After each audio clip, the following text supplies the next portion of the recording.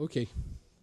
Nós estamos aqui em Belo Horizonte em 1 de 4 de 2009, acompanhados da professora Tereza Virgínia, da UFMG, professora Andréa Padrão, da UFSC, os colegas, alunos da UFMG, da UFSC. E nós estamos para produzir uma entrevista com a professora Maria de Fátima Souza e Silva, da Universidade de Coimbra. A professora nasceu na cidade do Porto em 1950, licenciou-se em Filologia Clássica na Universidade de Coimbra, de onde viria a doutorar-se com uma tese na crítica do teatro trágico e cômico em Aristófanes, autor de quem traduziu 7 comédias. A professora Souza e Silva tem reconhecimento internacional e está no topo da lista dos principais tradutores da língua grega clássica para o português. É membro do corpo docente do Instituto de Estudos Clássicos da Universidade de Letras de Coimbra desde 1974. Foi membro do Conselho Científico da Faculdade de Letras da Universidade de Coimbra, vice-presidente do Conselho Diretivo da mesma faculdade em 1992 e 94, pró-reitora para a Cultura da Universidade entre 98 e 2002, membro do Grupo de Investigação do Departamento de Estudos Gregos da Universidade de Granada, 2001 a 2004, membro da Comissão de Avaliação Externa das Universidades Portuguesas entre 2001 e 2004, presidente da Associação Portuguesa de Estudos Clássicos, a APEC, 2002 a 2005, é diretora de grego do Centro de Estudos Clássicos e Humanísticos desde 2003, é membro da Sociedade Espanhola de Estudos Clássicos, membro da Sociedade Brasileira de Estudos Clássicos, é diretora do Boletim de Estudos Clássicos desde 1995, é membro de uma comissão internacional de coordenação Network on Performance on Ancient Greek Drama em Atenas desde 1999 e é membro do projeto de estudos sobre tragédia grega coordenado pelo Departamento de Estudos Clássicos da Universidade del País Vasco, 2006-2009. Hoje a professora prepara uma série de estudos sobre expressão da violência no teatro e na historiografia grega antiga. E intervém como coordenadora e tradutora em uma equipe que prepara uma coleção completa de toda a produção dramática greco-latina. Além dos cargos mencionados, a professora já esteve no Brasil várias vezes proferindo conferências e cursos. Dentre as traduções do grego clássico, podemos mencionar as seguintes obras: de Aristófanes, Os Arcanenses, 1988, Cavaleiros, 1992 e 2000, A Paz, 1989, As Aves, 2006, Lisístrata, 2002, As Mulheres que Celebram as Tesmofórias, 2001, As Mulheres no Parlamento, 1996, de Menandro, O Dísculo, 1989, A Rapariga de Samos, 2000, Obra Completa, 2007. De Heródoto, a professora produziu o livro 1, 1994, o livro 3, 1997, o livro 4 em 2001, livro 5 em 2007, estes de Heródoto em colaboração com outros pesquisadores.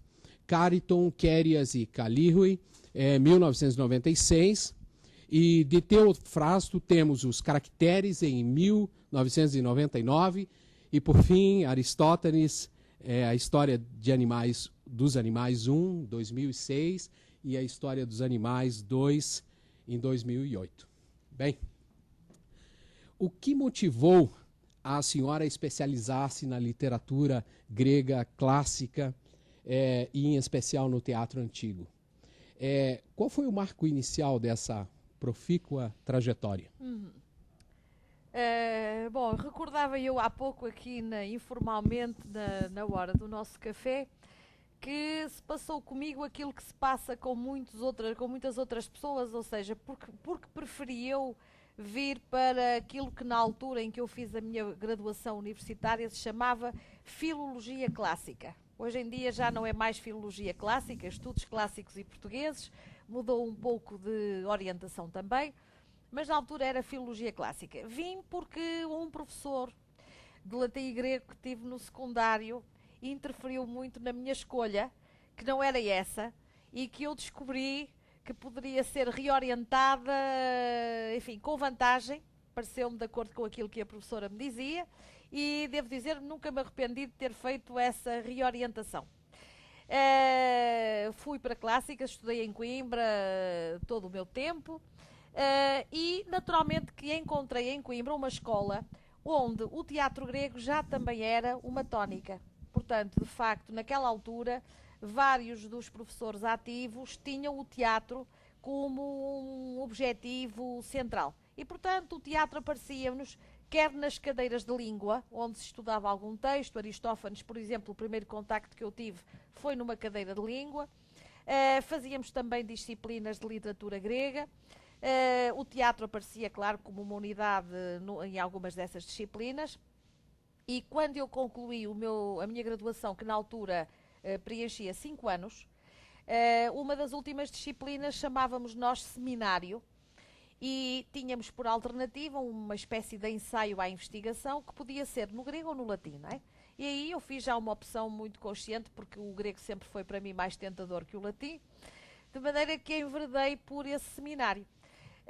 Esse seminário tinha uma parte letiva e depois deveria ser rematado com uma tese, isto é, estávamos numa altura pré-mestrado, naquela altura ainda não havia propriamente mestrado, mas a graduação era complementada com um ensaio de investigação e uma tese que depois veio a dar origem ao que foi o mestrado posteriormente. E, portanto, a minha opção foi imediatamente para o grego, e a professora encarregada de ministrar essa disciplina, a professora Rocha Pereira, que teve que distribuir um tema por cada um de nós, sugeriu-me que eu pudesse trabalhar em Menandro. Este tema, na altura, tinha um certo impacto, porque Menandro foi conhecido tardiamente, e nos anos 59, 60 tinha havido a publicação da primeira comédia completa de Menandro.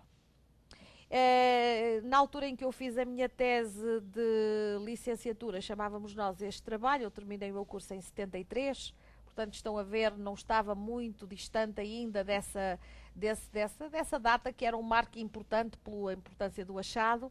E ela perguntou-me se eu não queria traduzir para português com um comentário essa peça, que, como sabem, se chama O Díscolo, ou O Misantropo. E essa foi, de todo este elenco de traduções que o Elias acaba de recordar, a minha primeira experiência com tradução, que veio realmente como uma tese de mestrado, enfim, de licenciatura naquela altura. Ok. A razão básica pela qual escolheu o Díscolo ou o Misantropo foi então... Foi então porque, como era um texto que estava na altura um pouco nas atenções do mundo, se quisermos, da cultura clássica, pelo facto de tantos séculos terem decorrido, desde que Menandro desapareceu dos olhos do mundo, até essa ressurreição com uma comédia completa, uma coisa que já parecia impossível que acontecesse, na altura a professora orientadora entendeu que pudesse ser para mim sugestivo pegar numa peça que, até verdadeiramente a pensar no seu objetivo da altura, que era uma tese de licenciatura, de mestrado, colocava menos dificuldades do que, por exemplo, um Aristófanes, não é? Portanto, a minha ideia de Aristófanes foi posterior, com mais tempo e com outra solidez. Naquela altura, Menandro serviu bem e foi uma opção muito prática, não é? Uma opção muito prática. Já agora, se me permite só acrescentar, eu diria o seguinte: nessa altura, nos nossos seminários, nessas disciplinas de preparação à investigação, éramos muito motivados para trabalhar em tradução, pela consciência que havia de que muito poucas traduções estavam disponíveis no mercado. E era uma forma de corrigir essa deficiência e incentivar os mestrandos a irem por essa via. Portanto, tínhamos de fazer um estudo introdutório, a tradução, uma anotação, e foi também nesse conjunto que me foi proposto o Menandro. Ok. A sua extensa obra inclui Heródoto, 4 dos 9 livros, Aristófanes, 7 das 11 peças, Aristóteles, Menandro, Teofrasto. Que outros estudos ou traduções ainda poderiam ser incluídas nessa lista? Na lista do já feito. Na lista do já feito. Na lista do já feito não poderíamos incluir muito mais coisas. Eu tenho na gaveta, neste momento já feita, a tradução das Rãs, de Aristófanes, feita e anotada. falta-me o estudo introdutório.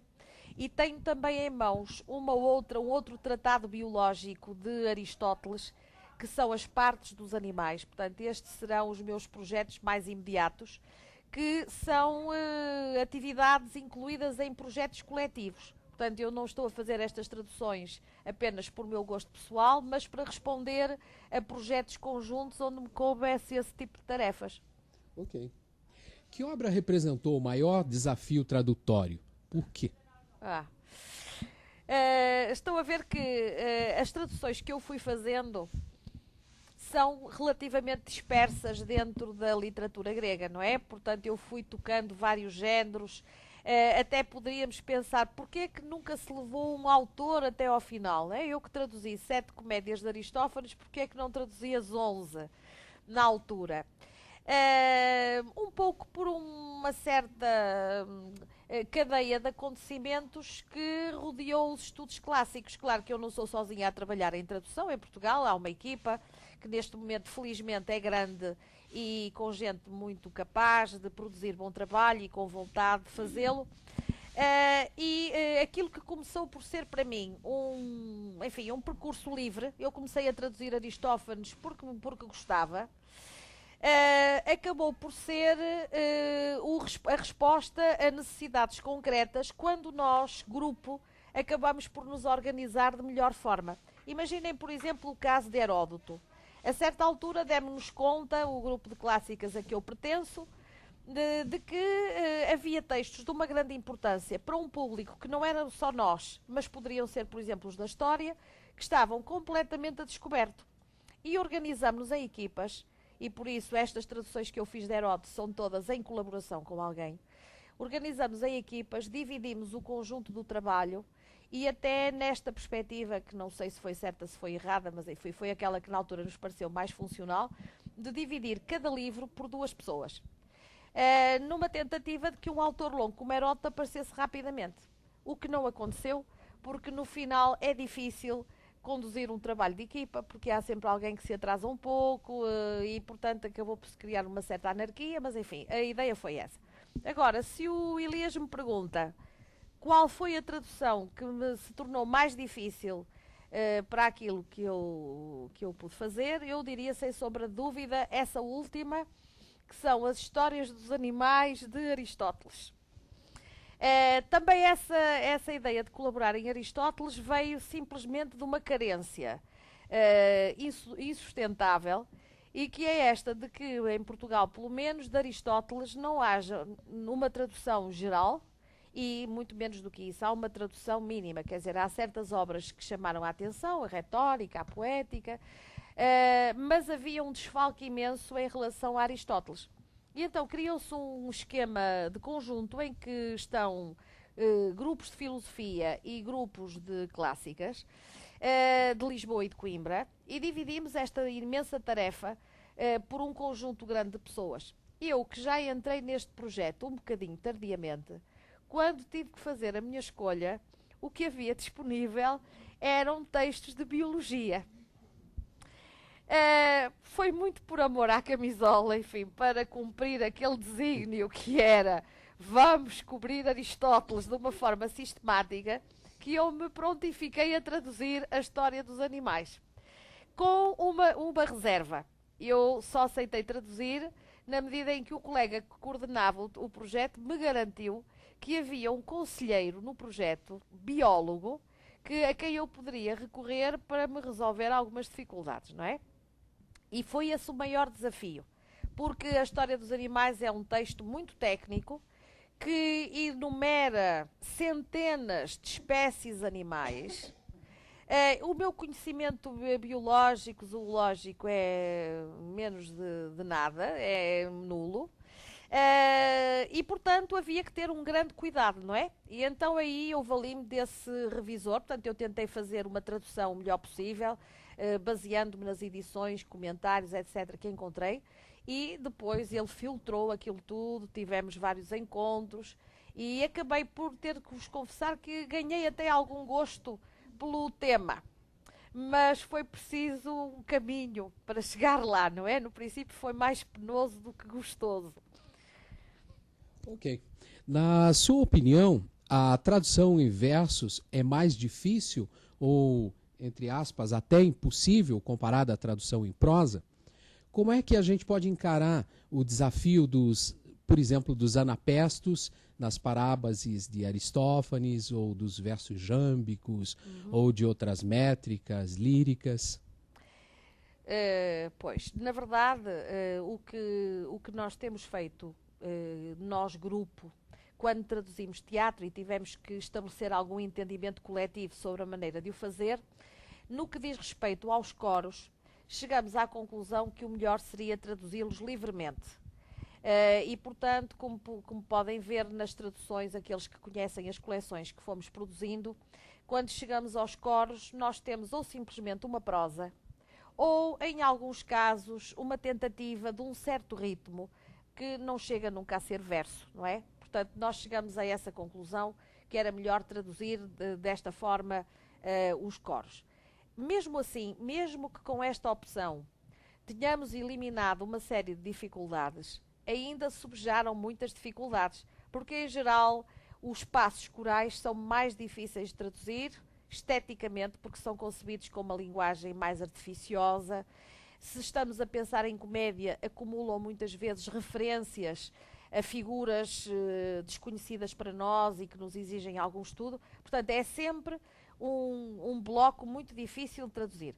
No entanto, eu gostaria de chamar aqui a atenção para uma aventura muito bem sucedida que foi empreendida pelo meu colega Frederico Lourenço no que diz respeito à tradução da Ilíada e da Odisseia, sendo que ele enveredou por um critério diferente, que foi o de traduzir verso a verso.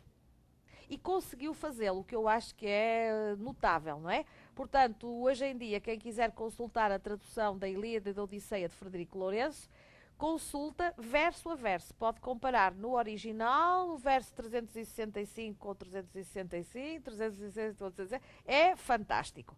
Ele traduziu isto com uma enorme rapidez, e foi realmente uma grande vitória esta de ter traduzido a Ilíada e a Odisseia verso a verso. Mas nós, em geral, consideramos isto um caso excepcional e não tem sido o critério adotado nas nossas coleções. A tradução do texto literário é mais difícil?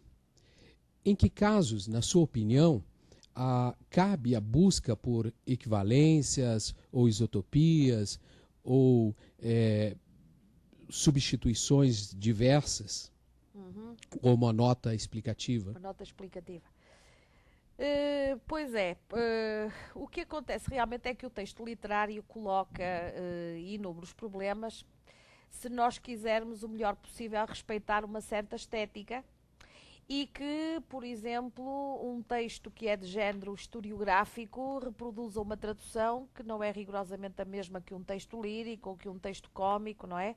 E por isso até eu, uma vez que estou aqui com pessoas que se interessam por tradução, podia sublinhar este aspecto. Quando, por exemplo, traduzindo Heródoto, nós entendemos dividir cada volume por 2 tradutores, estão a ver o problema que se criou aqui de uma certa uniformidade de estilo, de tal maneira que o mesmo autor não aparecesse no fundo como uma manta de retalhos, não é?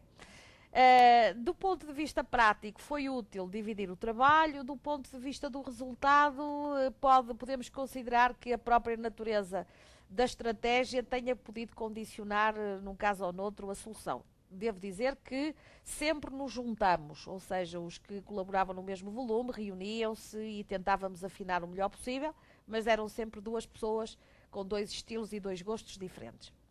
Agora, sobre as penas ou as dificuldades de um texto literário. Eu gostava de vos dizer que a aprendizagem da tradução, como é que eu fiz a aprendizagem da tradução?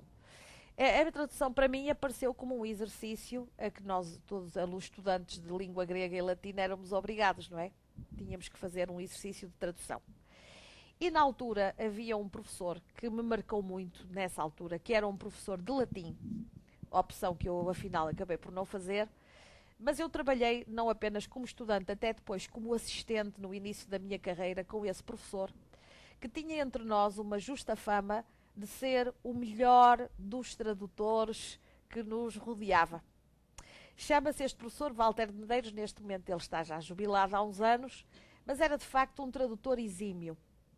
E que entendia que o seu papel de professor de língua latina, no caso, não era simplesmente resolver-nos as questões gramaticais e, enfim, sensibilizar-nos para este texto ou aquele texto, mas era fazer realmente a formação do tradutor, colocando-nos diante das dificuldades, obrigando-nos a fazer uma leitura estilística do texto, obrigando-nos, por exemplo, a considerar níveis de linguagem, isto é, criando uma sensibilidade que era de facto uma escola de tradutor prática. Claro que nem todos os estudantes escolheram a lição da mesma maneira, porque a tradução também é um processo subjetivo, uma questão de gosto pessoal. Mas eu devo dizer que vários dos meus colegas que, como eu, acabaram ganhando um gosto pela tradução, o devem à formação que nós tivemos nestas aulas de latim. Era simplesmente o que chamávamos Latim 2, ou seja, o segundo ano de latim na universidade. Claro que nós tínhamos algum latim prévio, porque nessa altura, quando se chegava à universidade, já se trazia pelo menos 2 anos de latim, portanto seria um 4º ano de latim, mas enfim, era uma altura em que se fazia uma disciplina de texto e de interpretação muito séria, que levava a esta ideia de que uma tradução não se deve ficar só por uma coisa compreensível, mas deve, dentro do possível, ser fiel ao original. Ver, por exemplo, em que posição estão as palavras na frase, eventuais repetições, variações de palavras, tudo isto nós fazíamos como uma ginástica de linguística, filológica, e depois produzíamos a respectiva tradução. E penso eu que uma tradução literária, de um texto literário, implica realmente este exercício. O exercício prévio de fazer uma análise estética do texto, que, de alguma maneira, dentro do possível, a tradução deve espelhar. Eu devo dizer que a comédia grega, neste aspecto, é um género também exigente, porque é muito criativo em termos de vocabulário. Imaginem, por exemplo, um tipo de dificuldade que coloca muitas vezes. Esta de usar o nome, um topónimo, por exemplo, como sugestivo da psicologia de um sujeito oriundo daquela região. E esse topónimo é um topónimo grego que não tem nenhum transporte para a nossa nomenclatura moderna, nem significa para nós rigorosamente nada.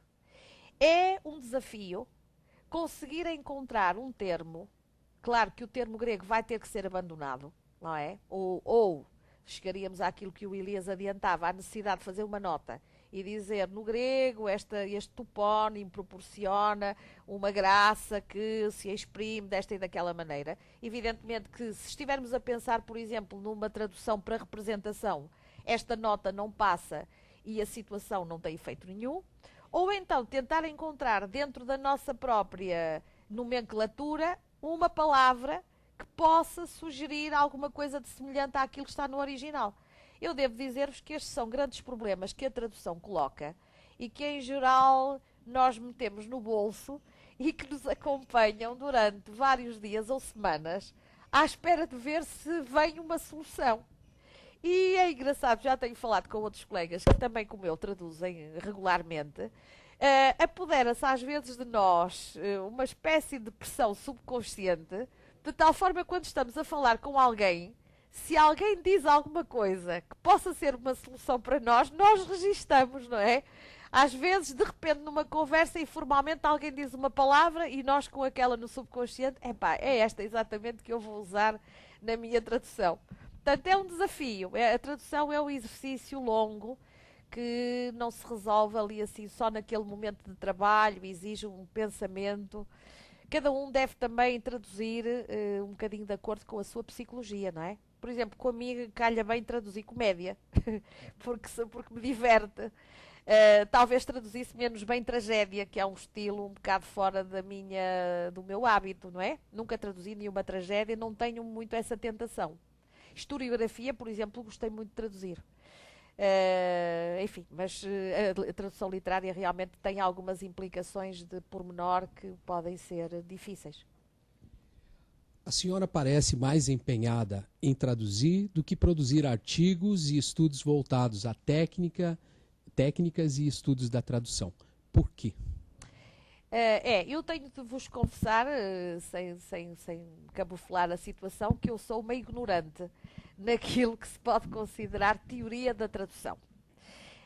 No meu tempo de estudante, não havia na minha faculdade tradução como uma área autónoma de estudos. Portanto, havia as filologias, eram línguas e literaturas, e a nossa tradução uma tradução prática. Hoje existe essa área da tradução, que até verdadeiramente está a ser assegurada por colegas que vêm da área das línguas e literaturas. A faculdade não chegou a contratar muita mão de obra nova para assegurar essa área, mas evidentemente esses colegas tiveram que fazer uma reciclagem e uma adaptação a essa ideia da teoria da tradução. Eu nunca participei nesse grupo e, portanto, nunca fiz esse trabalho. E aquela teoria de tradução que eu tenho é uma teoria que me foi passada por estes professores de língua, que procuravam, dentro da sua própria experiência, alertar-nos para as circunstâncias de uma boa tradução, de uma tradução literária, de soluções de bolso, diria eu, que todos nós temos. Eu estou a pensar, por exemplo, no grego. Aqueles que saibam grego, estão aqui presentes, sabem, por exemplo, que quem se lança à tradução do grego vai encontrar 2 ou 3 questões de fundo que se refletem no dia-a-dia da tradução e que constituem as grandes diferenças entre as duas línguas. Refiro-me particípios, que é um traço muito característico da língua grega, que, por exemplo, para o português do Brasil encontra uma solução no gerúndio, mas que para o português de Portugal não encontram solução no gerúndio, porque o português de Portugal é avesso ao gerúndio e, portanto, exigem uma tradução um pouquinho mais trabalhada para que não se crie uma formulação de tradução, não tem nada a ver com a língua nossa falada, não é?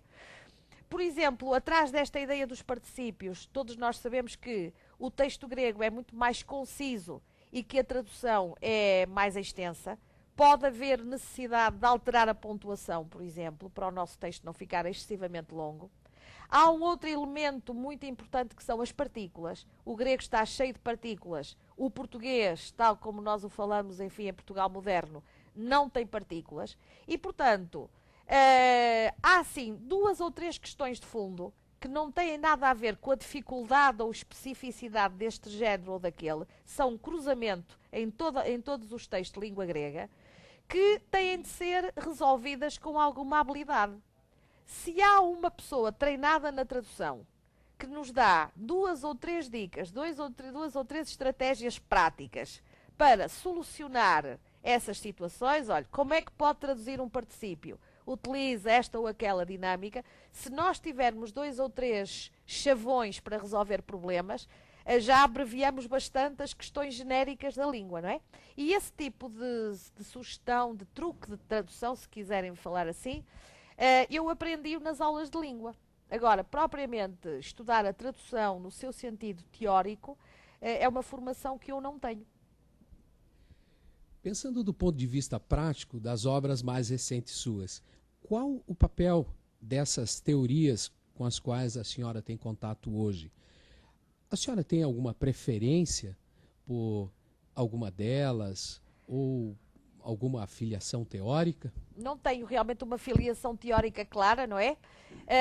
Agora, sou fiel a esta forma de resolver situações. Tenho procurado também eu mesma passá-la aos meus estudantes, não é? Nós continuamos a ter a mesma dificuldade de tradução que tínhamos antes, porque já fizemos um caminho, mas em relação ao grande volume de textos a traduzir ainda nos falta caminhar muito e, portanto, temos que continuar a incentivar os nossos estudantes. Eu devo dizer que hoje em dia os nossos estudantes em Portugal chegam-nos com bastantes dificuldades na medida em que não têm formação anterior, portanto, muitos deles são debutantes na universidade. E os anos de curso que temos previstos neste momento, 3 para graduação, é muito pouco para alguém adquirir alguma maturidade em preparação linguística que lhe permita uma tradução, mas eu tenho muito a preocupação de fazer sentir às pessoas que quem gosta desta tarefa deverá apostar nela e, portanto, aprofundar e com o tempo enverdar por essa área. E aquilo que eu continuo a fazer é passar um pouco a mensagem de como é que solucionam estas questões. Eu normalmente sou tradutora de grego, é o que eu tenho traduzido, portanto conheço mais ou menos as dificuldades que a língua coloca, E é, sobretudo, num sentido muito prático e objetivo de resolver aquelas dificuldades que eu costumo fazer alguma teoria de tradução, se é que isso se pode chamar teoria de tradução. Agora, aquela teoria, quando nós nos entendemos como a teoria da tradução num sentido mais global, o que seja o processo da tradução, a relação entre o tradutor e o criador, enfim, todo esse tipo de polémica mais teórica, se quiserem, é alguma coisa de que eu tenho um conhecimento um pouco lateral, tenho de o reconhecer. A senhora acha que as teorias ajudam a traduzir melhor? As teorias práticas, se isto não é um paradoxo, ou seja, há algumas soluções práticas para resolver os problemas da tradução, e eu penso que vale a pena tê-las. Agora, a teoria da tradução nesse aspecto mais abstrato e global, acho-a útil quando se está a preparar gente que é profissional de tradução, não é? Numa outra perspectiva que não é a minha, a tradução muito prática, sei lá, para traduzir uma conferência, para traduzir hoje em dia na política internacional, Parlamento Europeu, há tantas oportunidades dos tradutores intervirem. Esse tipo de tradução não me parece nada mal que seja acompanhada de uma série de teoria. O nosso curso de tradução em Portugal tem matérias, imaginemos, como por exemplo filosofia, direito, literatura, entendendo-se que um tradutor não é só aquele que domina 2 códigos linguísticos, não é? Há todo um conjunto de disciplinas de formação que estão implicadas numa verdadeira tradução. Se ela for literária, tanto pior. Ok. A senhora tem solicitado a outra pessoa a revisão das suas traduções? Costuma revisá-las de uma edição para outra? Sim. Portanto, em primeiro lugar, se eu costumo pedir a alguém que me veja as traduções. Como acabei de vos dizer, por exemplo, no caso da História dos Animais, o revisor biólogo foi um revisor sistemático, de quem eu esperei que não só me desse o parecer do ponto de vista do gosto, da estética, mas que me desse um parecer técnico sobre as soluções que eu tinha encontrado. E devo dizer-vos que não se tratava apenas de uma questão de nomenclatura, que já de si não era pouco. Na medida em que, imaginem, por exemplo, um Aristóteles que descreve a estrutura fisiológica de um animal, e agora imaginem que eu tenho o nome do animal errado e que sujeito a minha tradução a um biólogo que evidentemente logo vê que a estrutura do animal não corresponde com o nome que eu lhe dei. Isto pode ser grotesco, não é? Este era um tipo de erro que eu não quereria cometer, mas que se eu estivesse entregue a mim própria na tradução teria cometido várias vezes. E portanto o biólogo foi para mim de uma utilidade enorme. Mas até eu descobri neste tipo de linguagem tão específica que as dificuldades iam além disto que eu tinha desde logo previsto numa primeira abordagem do texto. E é que, por exemplo, como todos nós sabemos, quando lidamos com linguagens técnicas, todos nós lidamos com linguagens técnicas da linguística, da literatura, da teoria literária, seja do que for, nós sabemos que há uma nomenclatura própria, não é? E que dentro de um compêndio que se queira da área, que se queira técnico, a nomenclatura é aquela e não outra. Imaginem, por exemplo, segundo o biólogo que me ajudou nesta solução da história dos animais, que, por exemplo, um biólogo entende que uma palavra como comida não deve ser aplicada num tratado biológico quando está em causa o que tecnicamente se deverá chamar alimentação da espécie. Então é a palavra alimento e não a palavra comida. Não se deve dizer que um animal anda, mas deve-se dizer que um animal marcha.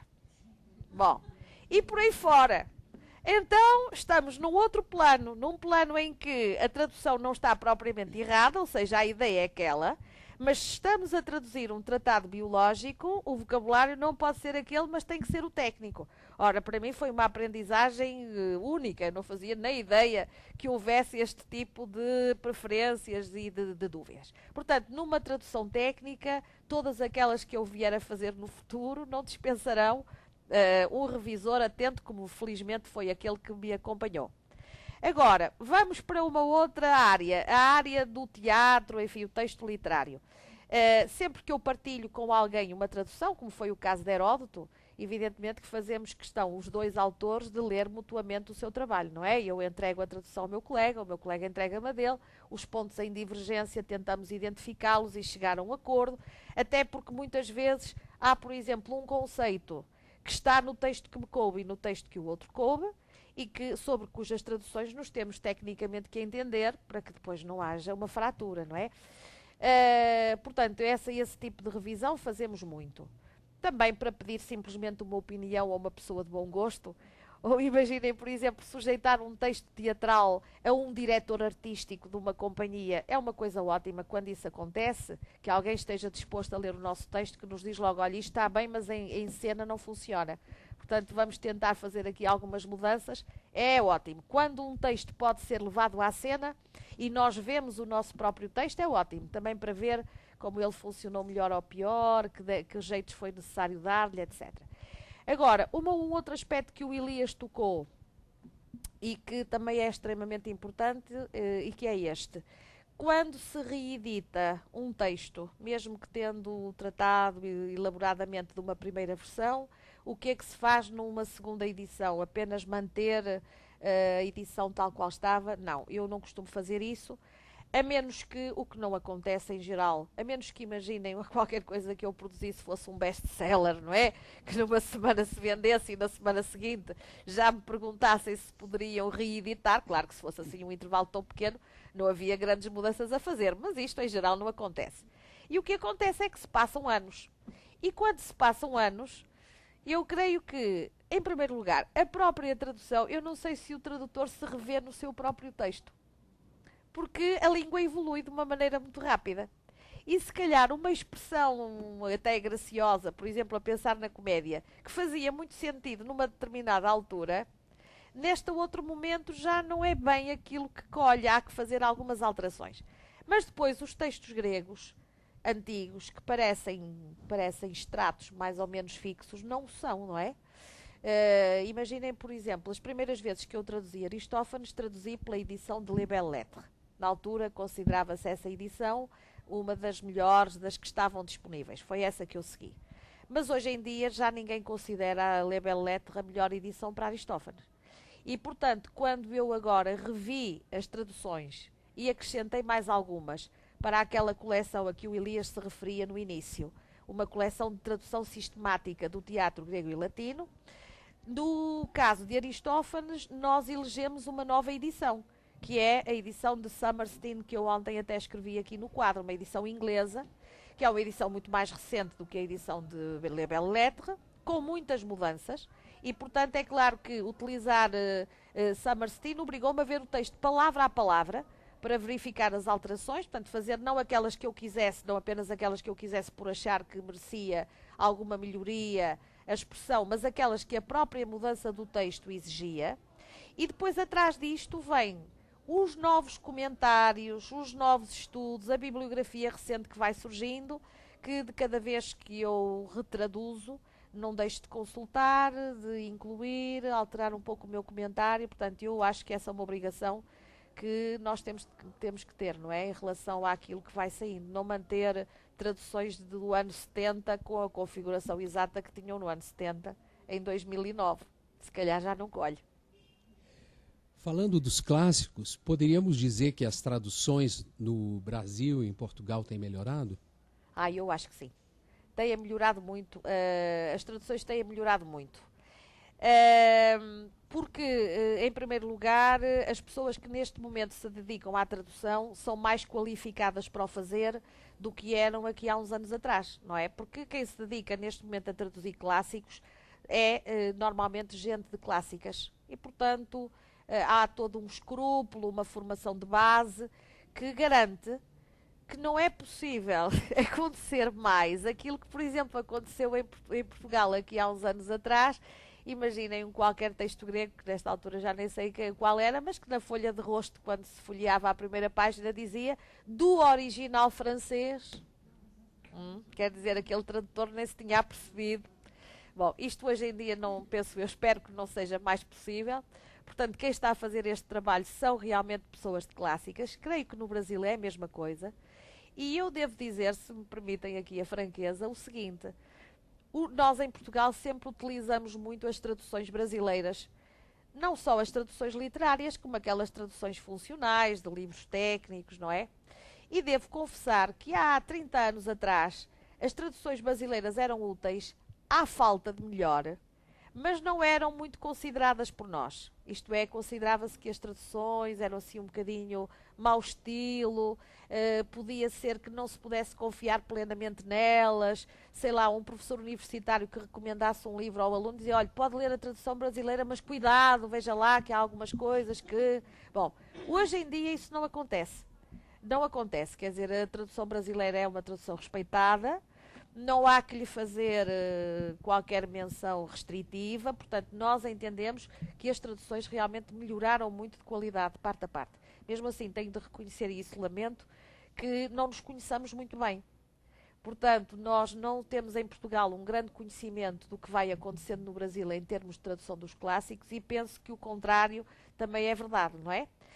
Devo até dizer que houve uma professora de Lisboa, que é uma senhora já jubilada, portanto mais velha, que neste momento está já na casa dos 80 anos, mas ainda continua ativa. E uma das coisas importantes que ela fez foi o que ela chamou um dicionário de literatura grega, em primeiro lugar, um dicionário de literatura latina, em segundo lugar. E que tipo de volumes são estes? São volumes daquele género de dicionário enciclopédia com informação literária, em que as entradas são nomes de autores ou nomes de conceitos, essencialmente no caso dela, nomes de autores. E isto, dirão, bom, isso não tem novidade nenhuma, está feito em todas as línguas cultas do mundo, em francês, em inglês, com múltiplas soluções. Há, no entanto, um acrescento importantíssimo que ela incluiu neste volume, que foi o seguinte: para cada um dos verbetes, não é? Para cada uma das entradas, a bibliografia em língua portuguesa. Isto significa que tudo aquilo de que ela teve conhecimento em termos de tradução ou estudo relacionado com cada um daqueles autores ou temas, está lá incluído. Na altura, eu mesma consegui pô-la em contacto com algumas pessoas aqui no Brasil que lhe forneceram dados importantes, tendo nós a consciência de que muita coisa nos escapa por simples ignorância, não é? Pela distância que está de nós. Mas, de facto, tem-se feito, acho que é muito importante que alguém tenha podido dar ao mundo de língua portuguesa esta ideia do que é que há feito na nossa própria língua. É uma novidade para muitos de nós. Que aparato teórico, habilidades técnicas ou domínios culturais elencaria como pertencentes ao domínio do tradutor, que pretenda trabalhar com textos clássicos do IV, V século? O que eu poderia dizer sobre um tradutor para esse tipo de textos específicos, acho que poderia dizê-lo para qualquer tradutor. Não se trata, claro, de conhecer bem os dois códigos linguísticos, não é? Mas eu penso que ninguém se pode abalançar a traduzir com garantia de chegar a uma boa conclusão se não tiver uma preparação cultural em volta do texto que vai traduzir. Um texto como... Eu não estou a ver ninguém capaz de traduzir Aristófanes, ou Heródoto, ou Píndaro, ou Homero, ou o que seja, sem fazer ideia nenhuma do que é Homero, só porque conhece a língua grega e conhece a sua língua de recepção. Isto não é possível. Eu creio que todos aqui poderão ter esta mesma experiência que eu tenho. Imaginemos, por exemplo, o caso de quando um de nós vai num país diferente e tem que apresentar uma conferência, uma intervenção. Bom, eu falo 2 ou 3 línguas, posso dar uma aula em inglês, posso dar uma aula em francês, posso fazer uma conferência em alguma destas línguas, mas, por exemplo, se me pedirem um texto escrito para publicação, eu prefiro recorrer a um tradutor credenciado que me faça uma tradução capaz. Ou então, também agora na Europa temos muito este sistema que é muito bom, ou seja, entre colegas combinamos de tal forma que possamos rever ou fazer as traduções uns dos outros, não é? Eu posso traduzir os textos dos meus colegas para português, se eles quiserem. Eles podem me fazer uma revisão ou traduzir os meus para outra língua que é deles, e isto facilita-nos muitas coisas. Mas todos nós temos a experiência de alguma vez ter recorrido a um tradutor profissional, não é? Que nos fornece uma tradução que finalmente não nos serve. Porque nós podemos ter a noção clara de que não é aquilo que queremos dizer, não é? Embora possamos não saber fazer a tradução, pelo menos somos juízes de que aquilo não é a nossa tradução. Muitas vezes temos que nos sentar com o tradutor e estar a explicar-lhe qual é o contorno daquela nossa ideia, para finalmente ele encontrar a versão certa. E isto significa, penso eu, que o primeiro esforço há de ser uma certa informação sobre aquele texto. E só depois é que passamos à tradução. Eu devo dizer, se me permitem aqui assim também dizer-vos como é que eu funciono, como é que eu faço minhas traduções, cada um terá o seu estilo, como é que eu faço? Bom, a primeira coisa é informar-me sobre o tipo de texto, caso eu não o conheça, não é? Em segundo lugar, a primeira coisa que eu faço é uma tradução corrida, um borrão, sem grandes preocupações, começando na primeira página e acabando na última, por ali fora, rapidamente, com todas as imperfeições que possa haver. Depois, uma segunda fase é encontrar todas as traduções e comentários disponíveis. E aí eu passo a rever o meu borrão com todas as traduções e comentários abertas na minha frente. Isto quer dizer, para cada palavra eu vou ver as soluções que já foram achadas, os comentários que são feitos. Se tenho que fazer alguma nota, também vou logo percebendo em que sentido é que a minha nota tem de ir para justificar a minha opção ou para dar algum esclarecimento. Portanto, este é um trabalho muito minucioso e longo, não é? Um trabalho que demora muito tempo. Mas, de uma forma geral, quando se termina esta fase, a tradução está bastante mais próxima da forma definitiva. Depois, o último trabalho que eu faço sempre é fechar todos os comentários, todas as traduções e ler a minha. E ver se um leitor do meu texto, dentro daquilo que eu sou capaz de perceber, entenderia a minha intenção. Como é que a mim, falante de português, me soa o efeito final que eu consegui? Normalmente isto implica que eu tenho que fazer alguns retoques, não é? Retoques esses que eu nunca faço sem voltar a consultar os comentários para ver até que ponto é que eles são legítimos ou não e que tipo de arranjo é que eu posso fazer. Mas acho que uma leitura final que simplesmente signifique, se eu ler este texto a um português que não saiba grego, ele entende as minhas intenções e aquilo que está no texto, mais ou menos é assim que eu procedo. No caso específico dos textos clássicos, como fazer para incentivar a formação de novos tradutores, dadas as dificuldades que se apresentam? Língua, falta de fomento, acesso a edições críticas. Bom, claro que nós temos que encontrar os novos tradutores nas nossas salas de aula, não é? É aí que nós os encontramos, são os nossos alunos. Para os estudos clássicos, se pensarmos só nos clássicos, eles hoje em dia são poucos alunos. Alguns vêm por um mero acaso e, portanto, não têm uma vocação e, enfim, um entusiasmo assim fundamental, mas em cada curso, mesmo que pouco numeroso, há sempre 1, 2 alunos, 3 alunos que são entusiastas disto. E isso dá logo na vista nos primeiros dias, não é? Nós vemos logo onde é que a nossa aposta pode ir. Quando isso acontece, convém incentivar essas pessoas jovens.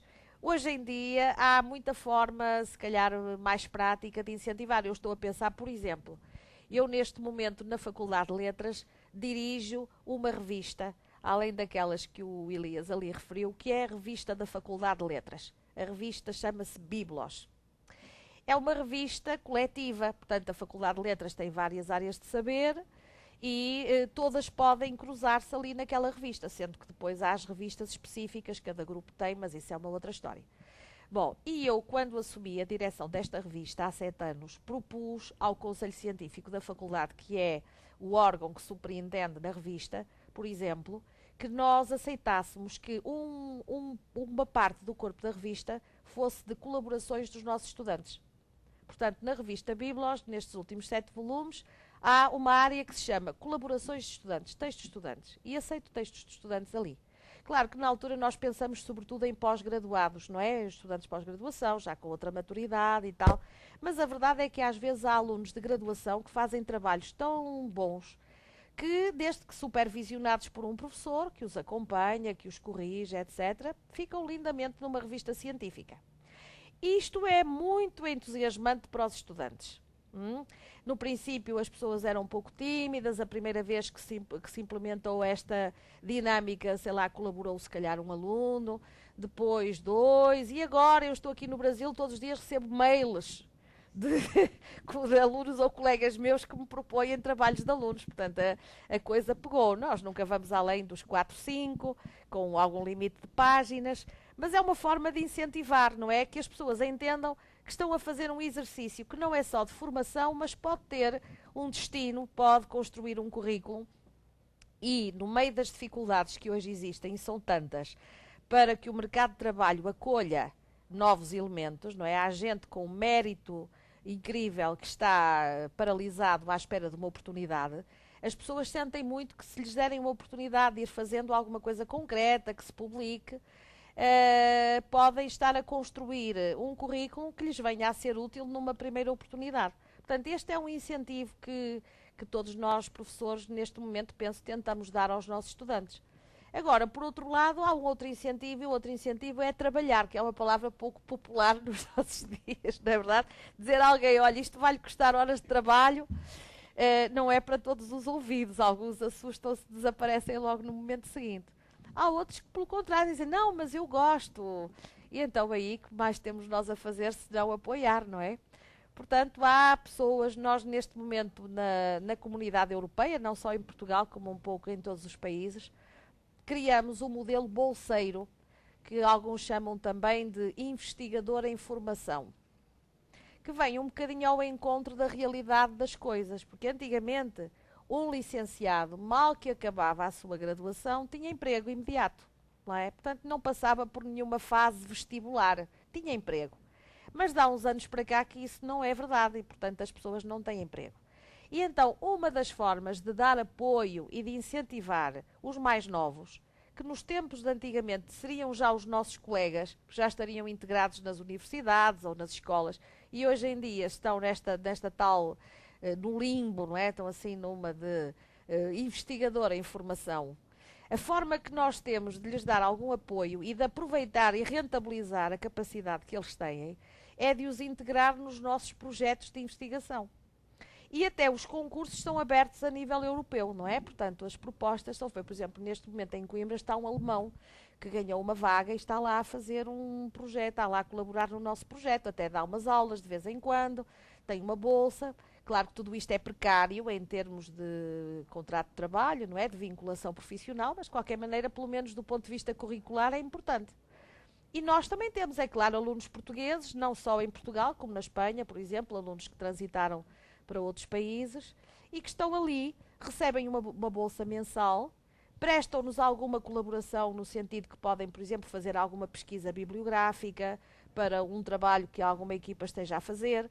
Têm, por exemplo, uma grande vantagem sobre os mais velhos em tudo quanto é eletrónica, porque vão enfim, à internet e colhem uma série de elementos que são importantes para nós e que nos deixam assombrados, não é? Este programa Diógenes, por exemplo, que eu conheci há pouco tempo, foi-me mostrado por um colaborador desses do nosso grupo de investigação, nem eu sonhava que semelhante coisa existisse. Mas, à parte disso, também lhes damos tarefas concretas para irem produzindo textos, traduções. Por exemplo, nesta coleção que estamos a produzir para a imprensa nacional, de todo o teatro, no Aristófanes, as Vespas são traduzidas por um desses jovens investigadores que eu incentivei, acompanhei o trabalho dele, e para ele é extremamente importante que o trabalho possa depois ser publicado na imprensa nacional, que apesar de tudo é uma chancela de qualidade. E até aconteceu uma coisa engraçada, o rapaz gosta também de teatro prático e montou uma representação das Vespas com a tradução dele mesmo, com os colegas, portanto foi, enfim, um projeto extremamente interessante. Quais os conselhos a estudantes e jovens tradutores de grego clássico para o português? Que bibliografia básica deveria estar obrigatoriamente na mesa desse jovem tradutor? Pois. Ora bom, a bibliografia básica que cada um devia ter, há aquela bibliografia que cada um encontra nas suas bibliotecas à mão, não é? E também as nossas bibliotecas, todas as bibliotecas têm que estar muito atentas a irem fornecendo bibliografia atualizada para todos os seus investigadores, não é? Felizmente para nós, os tais projetos de investigação que hoje em dia organizam a nossa investigação são generosos no que diz respeito a verbas para a aquisição de bibliografia, portanto as nossas bibliotecas podem estar mais ou menos bem atualizadas. Mas também há todos aqueles livros que um jovem investigador deveria, ao longo do seu tempo de estudante, tentar ir comprando, não é? Muitas vezes eu digo aos meus estudantes, olha, quando fizer anos e algum dos seus parentes lhe perguntar o que é que quer que lhe ofereça, diga-lhe, por exemplo, o Baí. Podia ser uma forma de ir criando lá em casa assim uma bibliotecazinha de manutenção, não é? Aquela que está sempre ali à mão. Quando se trata de trabalho de tradução de grego para português, bom, eu como estudante, o meu material sempre foi o Bailly como dicionário de grego-francês e o Goodwin como gramática de grego, não é? Sempre foi isto que eu, sobretudo, utilizei. Depois, mais tarde, quando comecei a fazer uma investigação mais séria, a professora orientadora disse-me, atenção, que Liddell Scott é melhor que Bailly para o momento em que nós estamos. Portanto, eu passei a consultar mais o Liddell Scott, embora nunca tivesse abandonado o Bailly, que além do mais tinha com ele uma familiaridade que me encaminhava sempre para aí. Neste momento existe um excelente dicionário, que talvez conheçam, é um dicionário de Francesco Montanari, é um professor italiano de Génova, creio eu, que é um dicionário construído sobre o modelo Bailly, ou seja, um dicionário mais académico do que Liddell Scott, porque tem alguma informação gramatical, continua a ter exemplos, como nós estamos habituados a ver em Bailly, de resto em Liddell Scott também, e tem uma vantagem, claro, que alargou o número de textos considerados para a criação do dicionário, foi por edições mais atualizadas, portanto corrigiu uma série de questões de desatualização que existiam nos dicionários anteriores. Já agora, eu contei já ao Elias, mas conto aqui também para vós, que aqui há algum tempo... eu não falei deste pormenor que é importante. Há neste momento em Portugal uma equipa a fazer um dicionário de grego-português. Há uma gramática de grego-português boa, última, que foi produzida por um colega de Lisboa, que dá pelo nome de Manuel Alexandre Júnior, que é um colega nosso muito marcado pela filologia, com uma excelente preparação, que fez uma gramática de grego-português. Mas sabem que produzir gramáticas e dicionários não é para qualquer um, não é? Porque existe também uma certa psicologia, uma certa atitude que tem toda a gente, tem paciência para estar a fazer semelhante trabalho. Mas este colega, felizmente, tem paciência e, portanto, produziu uma gramática que eu considero bastante boa e dirige uma equipa que está a tentar fazer um dicionário. É um projeto de longo alcance, que vai demorar com certeza anos a fazer, mas está a ser feito. E a certa altura, a equipa e o colega coordenador entendeu que seria muito útil para os membros da equipa que houvesse umas tardes de reflexão, desde logo sobre como é que se faz a busca, como é que se apresentam os materiais, houve que estabelecer normas, e a uma certa altura, um belo dia, convidou-se o professor Francesco Montanari para estar presente numa dessas sessões. Há uns tantos conselheiros, ou como lhes quiserem chamar, internos, nacionais, eu também faço parte desse grupo, mas é muito importante, claro, ir buscar membros de outras equipas, gente, por exemplo, espanhola, que fez o dicionário de grego-espanhol, gente que trabalhou com um projeto idêntico àquele que nós estamos a desenvolver, que nos pode, desde logo, queimar etapas, não é? Porque já tem uma experiência maior. E então foi muito engraçado, porque, enfim, nós devíamos colocar algumas questões, fazer pequenas intervenções motivadoras do diálogo. E eu, por exemplo, que na altura estava a traduzir a história dos animais, arranjei três ou quatro termos técnicos, nomes de animais, palavras, por exemplo, sobre qualquer função relacionada com a vida animal, sim, 4 ou 5 exemplos. Abri os dicionários, Bailly, Liddell Scott, Montanari, vamos cá ver que soluções é que cada um destes dicionários dá. E então era muito engraçado porque apareciam, por exemplo, situações deste género. O mesmo animal tinha 3 nomes em cada um dos dicionários. E eu pergunto, um tradutor onde fica? Qual destes bichos é que vai escolher. Sendo que alguns claramente eram animais diferentes, porque eu os conheço. E, portanto, sei que não é o mesmo bicho, não é? Não vale. Bem, segunda questão. Por vezes, o autor do dicionário, que não sabe que nome dar ao bicho, descreve-o. Animal, quadrúpede, herbívoro, não sei o quê. E eu pergunto, quando eu quero traduzir, como é que eu me vejo com o animal herbívoro, quadrúpede? Bom, então estas eram as minhas questões. E o professor Montanari, que é um homem muito simpático e com uma grande vivacidade, ouviu, claro, a minha intervenção, todas as intervenções dos outros colegas, tentou dar alguma explicação sobre, enfim, e depois disse, bom, eu estou aqui numa situação muito incómoda, porque estão a ser debatidos 3 dicionários, Bailey, Scott e Montanari, mas o único autor vivo sou eu. E estou a ser questionado pelos problemas que levanta o meu dicionário e todos os restantes. Pelo meu, eu tentarei responder. Pelo Bailey e pelo Liddell Scott, não me é possível. Pronto, mas enfim, estes são os materiais. Agora, para além disto, eu tenho também na minha biblioteca, lá em casa, outro tipo de dicionários. Imaginem, dicionários muito específicos. Dicionário de calão, dicionário de sinónimos, dicionário de provérbios, este tipo de material, não é? Que às vezes até se encontra na feira do livro, são coisas assim despretensiosas, mas a verdade é que na hora-chave ajudam muito, não é? Quando nós não nos lembramos bem, uma versão de um provérbio para traduzir um provérbio grego. Se nós pudermos ter um dicionário com um elenco de provérbios portugueses que nos dê algumas soluções alternativas para a correspondência do que está naquele original, é um serviço fantástico que nos fazem estes dicionários. Agora, com certeza que depois deste material de apoio, há que escolher bem uma edição de base, não é? Ter o conhecimento de quais são os textos de base que se devem ou não devem consultar, as edições que oferecem garantia, se possível comparar edições umas com as outras. Claro que isto é um trabalho que também ele mesmo vai crescendo à medida que nós amadurecemos. Não sei se um jovem tradutor deve ser logo confrontado com tanta dificuldade, não é? De edição crítica, etc. Vai-se aos poucos. Agora, os dicionários, uma boa gramática, isso é indispensável. A senhora se definiu uma tradutora de compulsão. Fora as RANs que estão na gaveta, qual é o próximo projeto de interesse pessoal?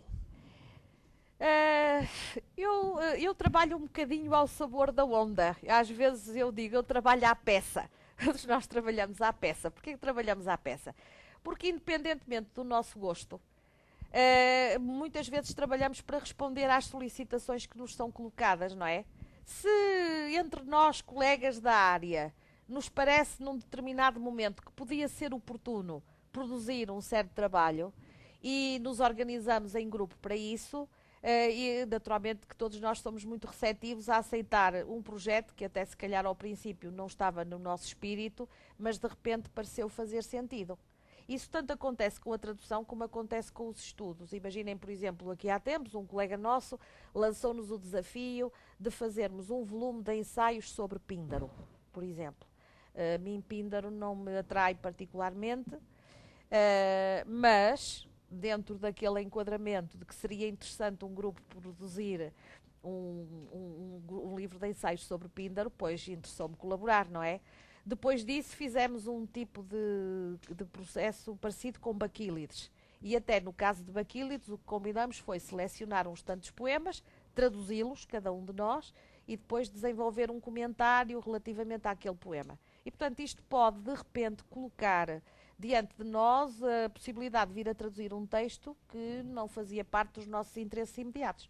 Agora, parte dos meus interesses imediatos fará concluir estes projetos que tenho em mãos, como seja o do teatro. Neste projeto do teatro, o que me foi dado foi traduzir todo o Menandro, que já fiz, que já saiu. Foi-me dado traduzir as minhas peças de Aristófanes, acrescentando mais algumas, portanto eu traduzi realmente agora as RANs, que estavam traduzidas por um outro professor que já está, enfim, um pouco mais idoso e não quis ocupar-se da revisão agora, portanto acabei eu por fazer uma tradução de raiz. Possivelmente vou fazer também a tradução do Pluto, que vinha do mesmo autor e pelas mesmas razões também posso fazer. Portanto, este para mim é um projeto imediato, tentar levar a cabo o Aristófanes, renovando aquilo que tem que ser renovado. Não falta muito, porque já saiu um volume. O Aristófanes, em princípio, sairá em 3 volumes. Saiu o primeiro. O segundo está em entrega à imprensa nacional, portanto ainda não saiu porque está na fase de confecção. E o terceiro tem que ser preparado, é o que está ainda um bocadinho mais atrasado, e essa é uma prioridade para mim, não é? Acabar para ficar o autor completo. Além disso, intervenho em Eurípides como coordenadora, portanto as peças estão entregues a vários colegas, eu não traduzo. O que sempre tenho que fazer como coordenadora de algum autor é algumas páginas introdutórias que o primeiro volume sempre contempla, não é? Mas enfim, este é um projeto prioritário para mim neste momento, uma vez que com aquela nossa indisciplina tradicional nunca conseguimos levar a cabo nenhum autor. Portanto, há sempre uma falta, há sempre uma peça que não consta. E agora, com esta disciplina da imprensa nacional, chegou finalmente a oportunidade de arrumar a casa e de levar os autores até ao final. A senhora já veio ao Brasil antes, mas como é voltar agora, outra vez, para ministrar um curso para estudantes stricto sensu, patrocinado pela Câmara de Altos Estudos da CAPES, pelas universidades de Minas Gerais, de Santa Catarina e de Coimbra?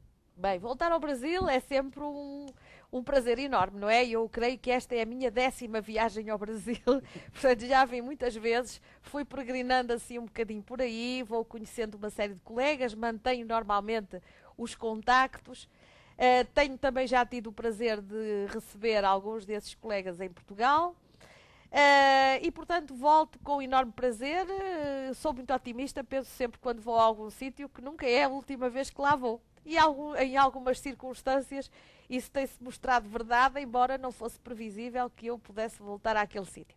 Gosto muito do Brasil. O Brasil tem um sistema académico muito diferente daquele a que eu estou habituada, não é? Que para mim tem uma grande vantagem, que é a vantagem desta descontração em que nós podemos estar aqui a conversar, que faz parte também um pouco da minha maneira de ser com os meus alunos. Eu gosto de manter este clima mais familiar, mas enfim, não é este o tom europeu, o tom europeu um bocadinho mais formal. Aqui no Brasil eu tenho sempre a ideia de que ao fim de meia hora de convívio com algum colega eu conheço de há muito tempo, e isso é muito confortante, não é? Por outro lado, e já agora, Virgínia, fazendo aqui publicidade do nosso acordo, nós temos trabalhado sempre em comum, de uma forma espontânea, à distância, quando não nos visitamos.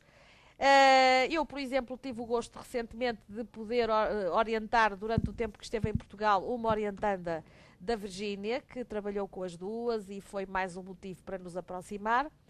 E neste momento chegamos até à conclusão que, se no futuro queremos continuar a alimentar esta colaboração, devíamos institucionalizá-la. Daí eu vim com aqueles papelinhos que a burocracia nos exige, não é? Um longo tratado de colaboração que já estamos a tentar fazer aqui assinar, de maneira que está tudo muito bem encaminhado, para que, dentro em pouco, possamos dar a esta nossa colaboração uma expressão mais sólida, que, por exemplo, se traduza na validação dos trabalhos feitos pelas duas partes, não é? Por exemplo, que os estudantes que passem um período de estudos em Portugal possam ter um registro curricular abonando esse contacto, o mesmo relativamente a estudantes portugueses que possam vir para o Brasil, trabalho letivo que fazemos de um lado ou do outro nos possa ser reconhecido, que, por exemplo, e este poderia ser um acréscimo muito interessante a este projeto, isto neste momento está-se a fazer já na Europa à luz da Comunidade Europeia, mas a verdade é que as regras que nos foram mostradas aqui sobre os protocolos estabelecidos entre universidades portuguesas e brasileiras vão exatamente no mesmo sentido.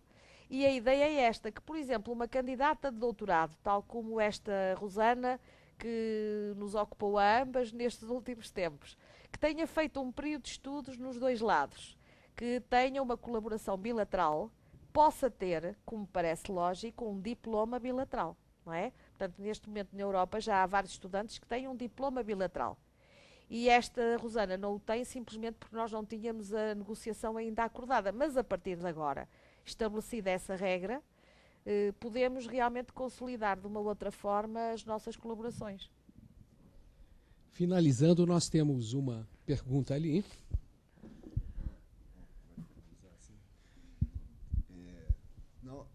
eu só queria, porque você começou falando aí da questão da edição crítica e tal, só que queria saber um pouco mais, assim, como que você trabalha com a questão do texto grego mesmo, né? Aham. Seu estudo, assim, dessa questão da edição crítica. E também, assim, queria saber se também, por exemplo, quando você vai traduzir Aristófanes, assim, não sei, as nuvens, assim, por exemplo, ele está falando de Sócrates, assim, tal.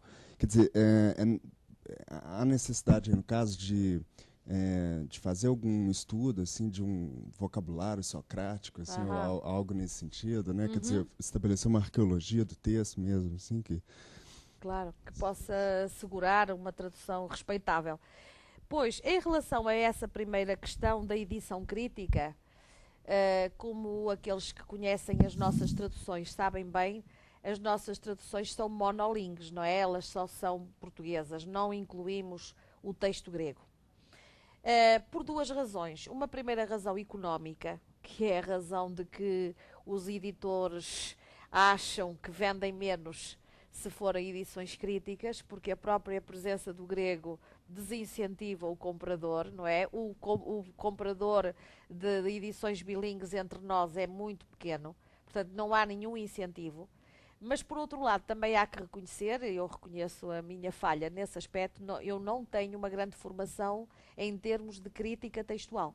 Foi uma área que eu nunca desenvolvi. Tenho aquele conhecimento elementar, naturalmente, que me permite consultar edições críticas, mas não faço eu mesma edição crítica. Por exemplo, tem havido alguns colegas de Lisboa têm publicado algumas traduções bilíngues, portanto, com versão grega e versão latina. O que é que eles fazem?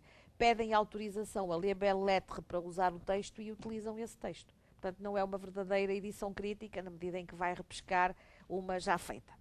Agora, apesar disto, o que eu costumo realmente é ter algum escrúpulo no sentido de utilizar o maior número de edições disponíveis, não é?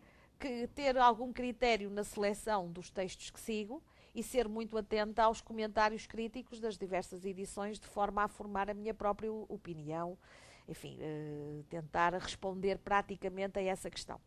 Agora, como o Frederico pergunta sobre a questão de Sócrates, ou quem diz Sócrates nas nuvens diz qualquer outro tipo de exigência restrita que os textos que traduzimos colocam.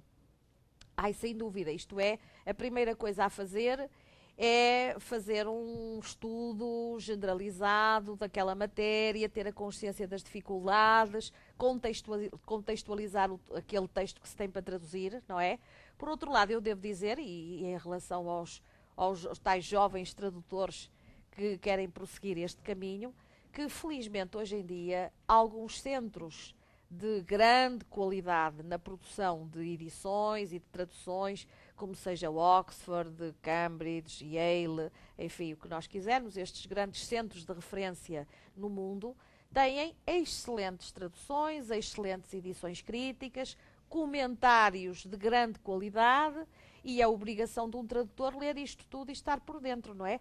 Porque, pelo menos, se há alguma questão muito técnica que lhe passa despercebida, se estiver a ler os comentários, ela está identificada. E a partir daí, se o problema existe, ou os comentários resolvem, ou pode-se fazer uma investigação bibliográfica específica para tratar daquele assunto, não é? Portanto, hoje em dia, um tradutor de grego para português não está de mãos livres, não, quer dizer, não vai começar nada, não é?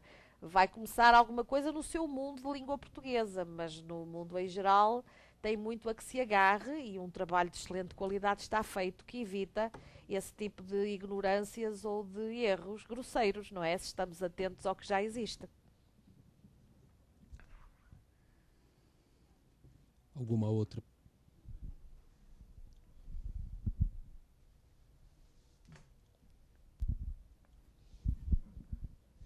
Bem, com relação à tradução das comédias, eu tenho a impressão que a comédia a tradução ela tem um prazo de vida útil muito curto, uma vez que a comédia ela parte do princípio o cômico ele pede um pouco coisas da realidade mais imediata.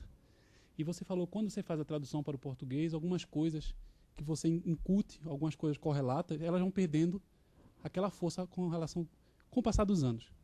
Com relação a, tirando o ponto de vista de tempo, mas de espaço, quando há montagens das comédias, por exemplo, uma comédia que você traduziu, se ela for montada em Moçambique, você permite que a companhia faça alterações no próprio texto, a ponto de permitir essa adequação?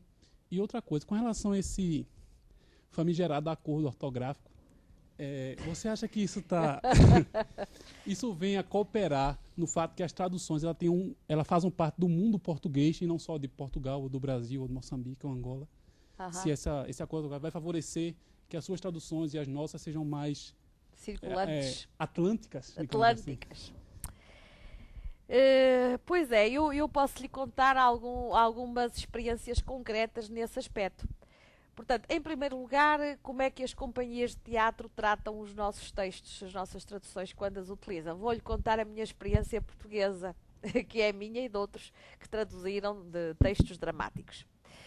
Aqui há, 20 anos atrás, quando um grupo teatral queria utilizar uma tradução para apresentar um espetáculo, claro que procurava no mercado o que existia, não é? E decidia-se por uma, e a tendência era para não dar cavaco ao autor. Portanto, não se dizia nada.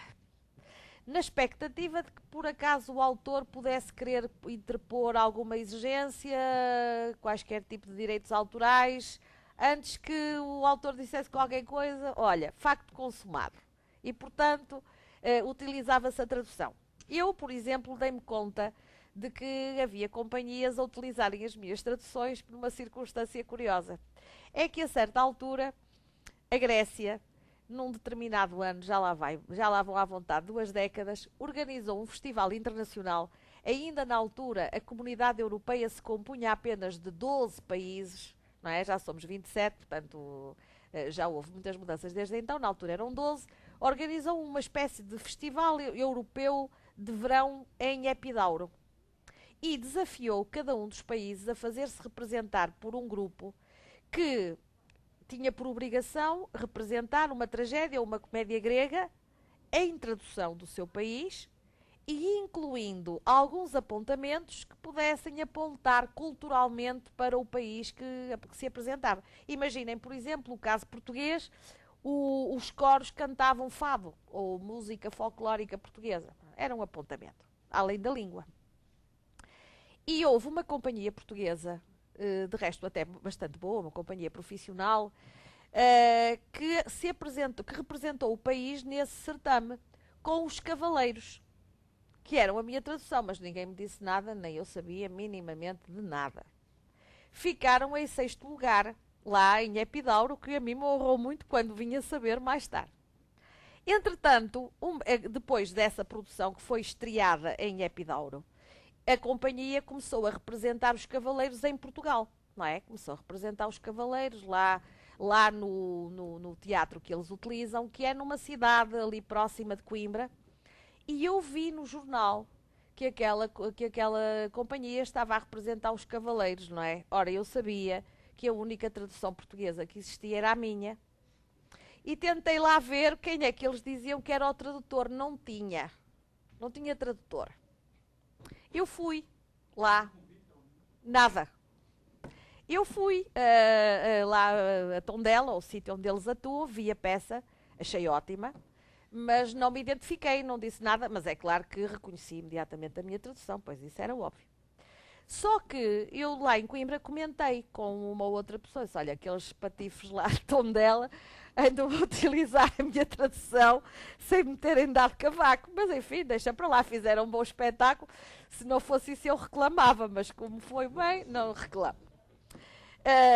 Até que um belo dia, lá nas festas da cidade em Coimbra, há uma festa de 4 de julho, que é a nossa festa local, e eis que o município organizou algumas atividades culturais e convidou o grupo de Tondela para apresentar uma representação lá num jardim público em Coimbra com os Cavaleiros. Eu, por acaso, não estava em Coimbra nessa altura, portanto, a essa representação não pude ir. Mas foi a professora Rocha Pereira, que sabia da história. Ela foi convidada e ela conhecia bem a vereadora da Cultura que organizou aquele espetáculo e que deu dinheiro ao grupo para participarem nas festas da cidade, não é? E ela, que é uma pessoa muito fina e muito discreta, a Teresa Virgínia conhece bem, assim naquela fase dos cumprimentos iniciais, não é? Com a vereadora da Cultura, foi-lhe dizendo, olha, sabe, este grupo é um grupo com muito mérito, é muito importante que representem Aristófanes em Portugal. Só que eles estão a usar uma tradução, enfim, de uma colaboradora nossa lá de cima do Instituto, mas não lhe deram nenhuma indicação e tal, nem disseram nada, é tudo assim pirata. Bom, a bendita da vereadora da Cultura deu-lhes um toque. E eles então escreveram-me a dizer que, enfim, pediam desculpa, mas que as condições financeiras não eram das melhores. Enfim, lá tentaram desculpar-se da melhor maneira. E eu acabei até por ficar amiga deles. Isto é, nunca me pagaram coisíssima nenhuma. Mas eu acabei ficando amiga deles e depois até os convidei numa altura que eu própria tinha alguma responsabilidade nas atividades culturais da universidade. Eles participaram várias vezes e eu tenho muito apreço por essa companhia porque eles fazem um excelente trabalho. E os cavaleiros estavam ótimos. Mas depois disso, o que é que eu resolvi fazer? Inscrevi-me como sócia da Sociedade Portuguesa de Autores, que é uma entidade que protege os direitos autorais. Não é? Portanto, essa Sociedade Portuguesa de Autores tem um serviço jurídico ao qual recorre em caso de pirataria, sendo que das representações, por exemplo, a utilização de uma tradução, teoricamente, o tradutor deveria ter uma percentagem no cachê, nos fundos da representação, e a própria Sociedade Portuguesa de Autores, quando cede os direitos, ela mesma também cobra uma pequena percentagem. E então o que passou a acontecer é o seguinte: as pessoas estão mais atentas, aqueles que querem utilizar as traduções, porque sabem que se o tradutor quiser, aciona a Sociedade Portuguesa de Autores e eles podem se ver à perna com um processo jurídico, não é? Então isto foi corrigindo um bocadinho a atitude, porque eu devo dizer-vos com toda a franqueza, não é o dinheiro que está em causa. Eu fico muito satisfeita se um grupo me põe em cena a tradução, desde logo para eu atestar. Eu fico muito satisfeita e isso me basta. Nunca cobrei nada a ninguém. Agora, acho que é legítimo que me digam, pelo menos, que me estão a usar a tradução e, sobretudo, que se, como o Gibson disse, introduzem alterações ao texto, não é? Pelo menos que me perguntem, olha, o que é que lhe parece? Ou que me escrevam lá, adaptado de... Bom, qualquer coisa que me salvaguarde, não é? Pronto. A partir daí, devo dizer que as coisas mudaram muito. Porque os grupos teatrais, quando querem usar as traduções, dirigem-se à Sociedade Portuguesa de Autores, que por sua vez me pergunta como funcionamos, e eu autorizo gratuitamente. Pronto, e então aí a Sociedade Portuguesa de Autores não gosta muito de autores como eu, não é? Porque nem recebo eu, nem recebem eles, mas pronto, tudo bem. Como também são pequenas quantias, não significam nada. E com isto eu já várias vezes tive convívio com os grupos. Houve uma companhia que é uma companhia muito boa em Portugal também, a Companhia Teatro da Almada, uma companhia ali da zona de Lisboa, que todos os anos organiza um festival e já representaram a Paz de Aristófanes na minha tradução. O diretor artístico telefonou-me várias vezes, sugeriu algumas mudanças, perguntou se eu concordava, eram mudanças perfeitamente adequadas para tornar o texto mais ágil. Portanto, não houve nenhum problema de parte a parte, eles convidaram-me para a estreia, estive lá, foi ótimo, foram extremamente simpáticos. E agora temos funcionado melhor. Mas também eu devo dizer que há aqui um processo educativo bilateral entre academia e grupos, não é? Porque nós, até uma certa altura, nos olhávamos com as maiores das reservas.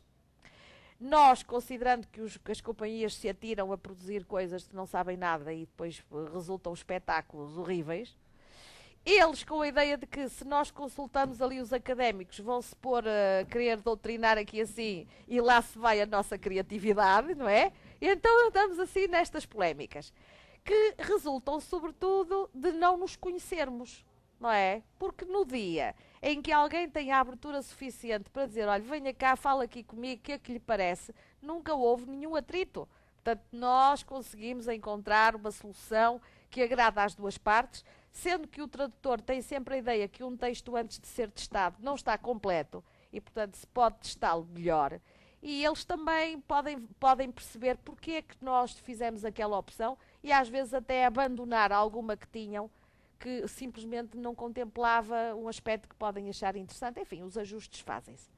Agora, relativamente à questão do acordo ortográfico, que é mais desacordo do que acordo, não é, Gibson? Porque sob a pala do acordo, finalmente as duas línguas têm a sua individualidade e algumas diferenças, e as diferenças não são para acordar, são para manter, não é? Algumas delas, e portanto é um acordo meio desacordado. Eu, por exemplo, tive esta experiência que há uns anos atrás a Universidade de Brasília lançou uma coleção de textos clássicos e pediu-me para incluir alguns meus, com a condição de que eles eram adaptados à grafia brasileira. Eu não tinha condições para fazer esse exercício e na altura foi um colega meu português, que era professor na Universidade de Brasília, que se prontificou. Ele foi o intermediário entre a editora e eu, não é? E ele prontificou-se a fazer essa revisão. E, portanto, ele fez essa revisão.